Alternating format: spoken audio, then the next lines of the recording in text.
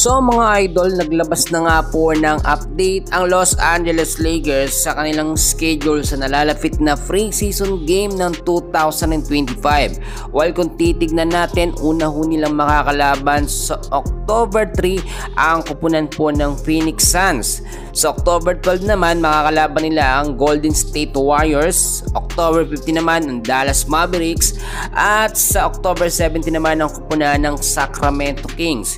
Nilinaw mismo ni Rob Pelinka, GM ng Los Angeles Lakers, na bago magsimula ang preseason game ngayong taon ay magkakaroon sila ng legit na sentro o big man.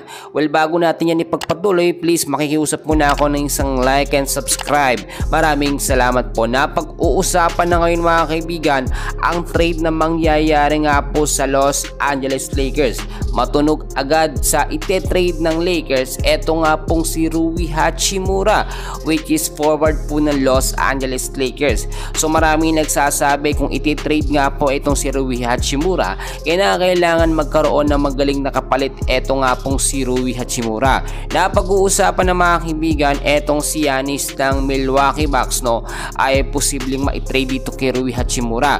Pero marami nagsasabi na lugi nga po sa trade na yan eto nga pong Milwaukee Bucks. Si Giannis mga kaibigan, at the same time naglalaro din ito ng sentro at power forward. Para sa akin mga kaibigan, kung magkakaroon ng trade ng Los Angeles Lakers, kumuha na sila ng legit na big man o sentro. Then recently, kasama sa posibleng ma-trade, eto nga pong si Austin Reeves, na hindi rin consistent ang game nitong mga last season. Especially isa siya sa dahilan kaya nga po nalaglag ang Lakers sa playoff. Sa pagkakataong ito, kung titignan naman natin, kinakailangan talaga magkaroon ng katuwang or katulong. Ito nga pong si Luka Doncic at si LeBron James. Hindi rin kasi sapat na meron lamang Jackson Hayes na laging naglalaro nga po bilang sentro ng Lakers. Alam nyo, ang nakita nating isang problema dito, malalakas naman talaga ang mga player ng Lakers.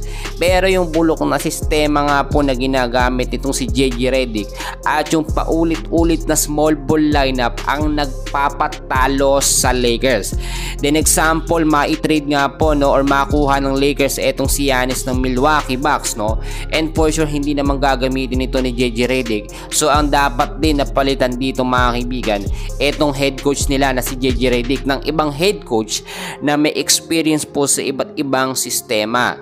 Pinaliwanag naman niya ni JJ Redick mga kaibigan, at ang sinabi niya kaya naman lagi niyang ginagamit or naila-line up ay puro small ball lineup. Sabihin na natin kasi si Jackson Hayes ginagamit ilang minuto lamang sa first quarter, din pinapalitan din po agad ni Dorian Finney-Smith. So balik pa rin sa small ball lineup ng Lakers. Hindi raw po kasi mga kaibigan talaga o wala siyang ibang available na makuha na magiging lineup nga po set by set sa Lakers.